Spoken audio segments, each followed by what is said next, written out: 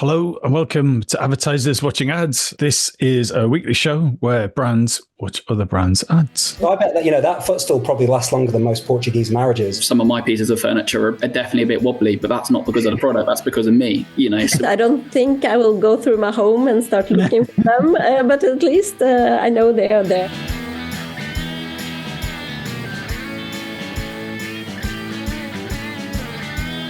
Hi, my name is Tom Ollerton. I'm the founder of Automated Creative, the creative effectiveness ad tech platform. And before we see this week's ad, let's meet this week's guests. My name is Trine Johansen, and I work as a head of marketing for XPENG Motors Norway. I'm Tom Carter. I'm a senior performance marketing manager at PensionBee. I'm Will Poskett, founder of Defiant, a strategy-led creative agency. So, question for you. Do you own any IKEA furniture? And is it any good? That'll be important when we look at this week's creative.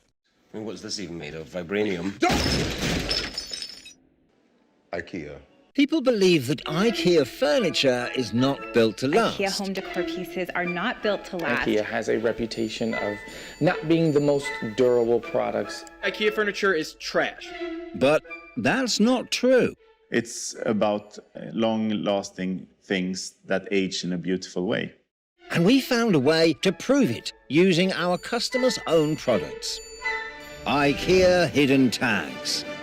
If you ever assemble an IKEA furniture, you've probably seen these tags.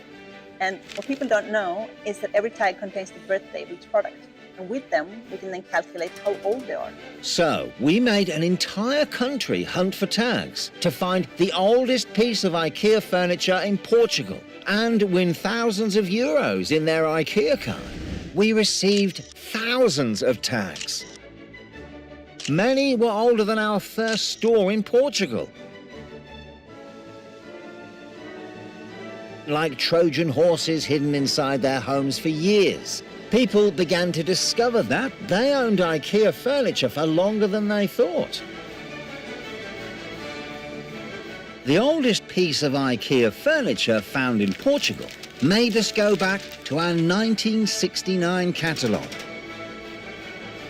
Reason to say old but gold. Now, even the second-hand market uses our tags as a sales argument.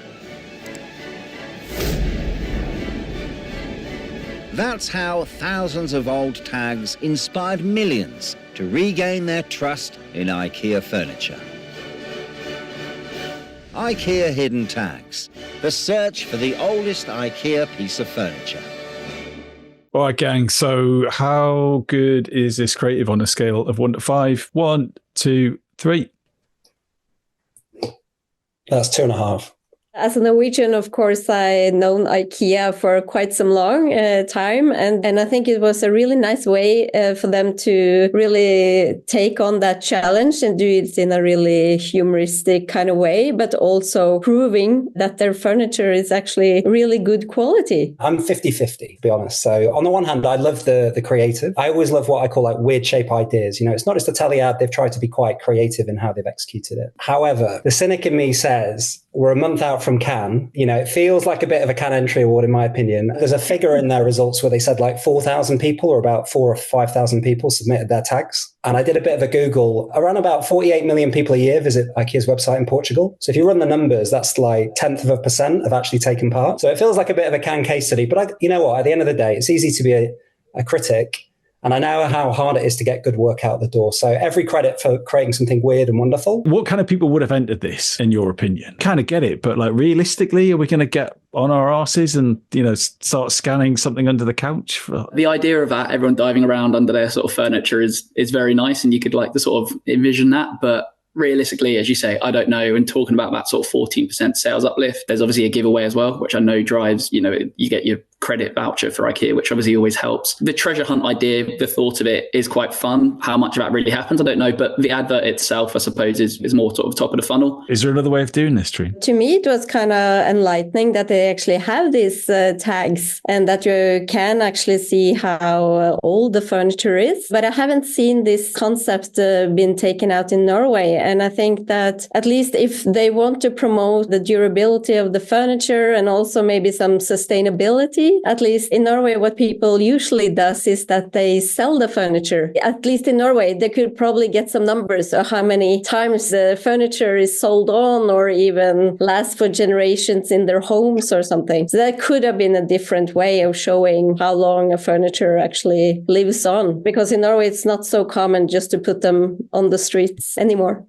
Buying used furniture is probably a good way for both the private economy and also the sustainability. So that could have been an angle, at least, just on the top of my head. How much fame did they really get? Normally in these case study films for Cannes, there's the old newspaper headlines, and there was a lack of newspaper headlines, wasn't there, at the back of the case study, which I thought was quite telling. Because for me, like, what they could have done, like, why didn't they create like a partnership with Vinted or create their own resale platform where you know, to show how sustainable the furniture is, you could allow people to resell it.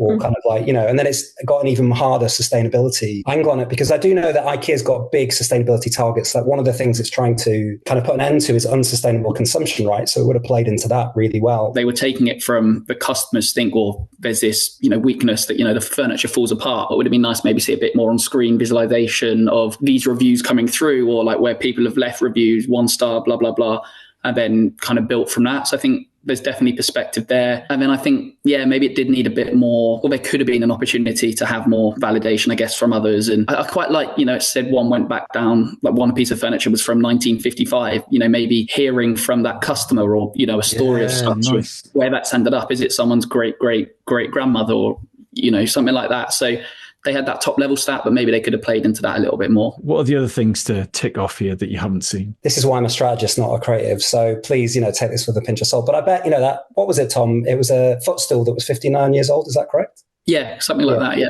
So I bet that, you know, that footstool probably lasts longer than most Portuguese marriages. You could do like really funny stuff around that. Because I think 59 is a big number, but it doesn't really mean anything abstractly. And it's good to like contextualize it. What is the obvious strategy they have here, other than to maybe just placate some people moaning about IKEA on TikTok? They don't take themselves too seriously with it. So you'd like to think it would be addressing that. But I think it then goes to the wider point that I think we've all spoken about here, about kind of sustainability, about durability. I was just thinking back onto the points we've made where, you know, they probably could have had a bit more fun from it. And I know from my experience of IKEA, some of my pieces of furniture are definitely a bit wobbly, but that's not because of the product, that's because of me, you know. So is there something that could they have poked a bit of fun back at the customers and you had to be careful, I suppose, but something about it's not our furniture, is how you've made it, or, you know, something like that as well. Oh, well, who is their core audience? Like a middle market parent or people buying their first home? If it's top of funnel, you know, without getting too technical, it's the old, like, go after the broadest possible market. For me, it feels like they're trying to appeal to like a really broad base, you know, young families, people in their 20s buying their first house and so on and so forth. But even then, you know, when you think about it and through that lens, is there an issue? Because really what they're doing is they're talking to their current customers, trying to get them to do something. And then the indirect output is the broader base of non-customers will kind of readdress or rethink differently about IKEA. Now, is that the right thing to do? I don't know. And considering only 4,000 people took part and there was no newspaper headlines, I question the validity of what they were trying to do. So in my opinion, I mean, if I was working on this brief, I'd say, okay, you know, pretty much everyone, even fairly rich people, would probably have a few cheeky items from IKEA. So it's probably mass market where you should probably go with this brief. But I feel like the way they've tried to do that via getting current customers to do something is probably not the best way to do it. Final question. Finding that code thing on an IKEA, I think, must be, I think, generally quite unpleasant. I mean, you're not going to have that on your spoon anymore, are you? Like, you're going to have to lift something up. They're probably designed to be a place that are most hard to find, right? Like, if you've got a footstool, you've got to turn the thing over. You like, is there a bit of like exposing the dark underside of the, you know, the yuckier side of that category in some ways? Do you know, it's a bit too much information, I don't know, or am I being oversensitive? Yeah. No, I don't think so. I think it's quite common, actually, that the products are branded with or tagged with either expiry dates or when they were born. So to me, that was just very good information, actually. I didn't have that take on it at all. But of course, every person is different. I don't think I will go through my home and start looking for them. But at least I know they are there if I need to buy a piece of furniture at one point. So, thumbs up or thumbs down, would you sign off this creative in its current guise? Yes or no? 1, 2, 3. Ooh, guys, thank you so much for your time.